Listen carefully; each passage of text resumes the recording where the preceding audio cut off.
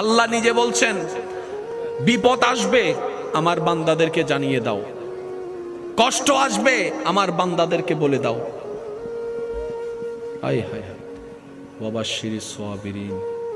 এরপর আল্লাহ বলছেন, হাজার কষ্ট পাওয়ার পরও যারা আমি আল্লাহকে সন্তুষ্টি করার জন্য আত্মহত্যা করবে না, নেশা করবে না, সুইসাইড করবে না, আমাকে খুশি করার জন্য হাজার কষ্ট আসার পরও